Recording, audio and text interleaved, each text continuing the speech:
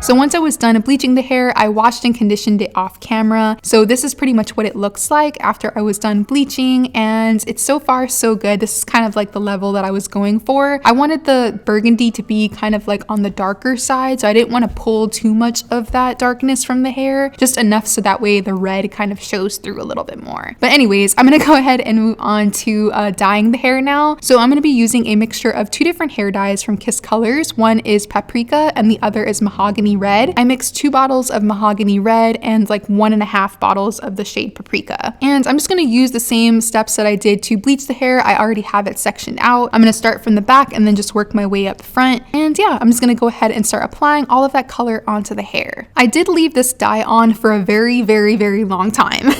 I know it was somewhere between 6 to 7 hours that I left this dye on. I really wanted the red to soak into the hair. So I figured just letting it kind of sit there on the hair for a little bit longer would kind of help make the color more vibrant.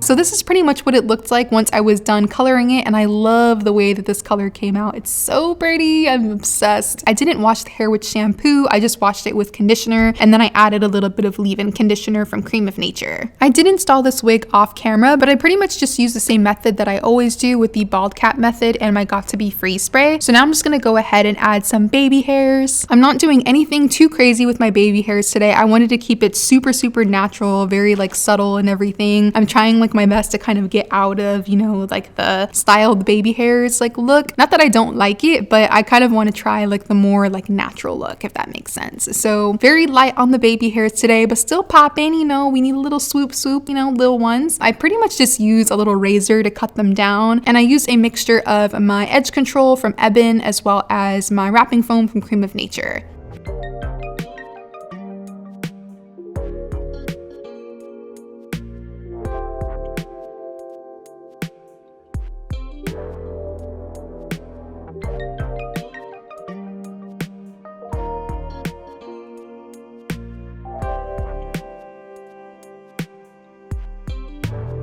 So once I was done with my baby hairs, I pretty much just went straight to sleep because I was super tired. I decided to finish everything else like the next morning. So here is me with like my makeup and everything. I did film this look, so if you were curious about it, just make sure to stay tuned for that as well. And yeah, so I'm just gonna go ahead and start curling the hair. I did straighten the hair as well the night before just to make sure that I could curl it in the morning. I wasn't really sure what style I wanted to do with this hair. I just knew that I wanted curls. So we're gonna curl the hair first. I'm using about like a 1¼ inch curling wand to create some like really large fluffy curls. So I'm just gonna go throughout the entire head and curl everything up. And as I'm going along, I'm just making sure to kind of hold the curl in my hand for a couple of seconds until it cools all the way down. And I pretty much just curled everything going away from my face, and like the part where like my bangs would be, I curled that towards my face.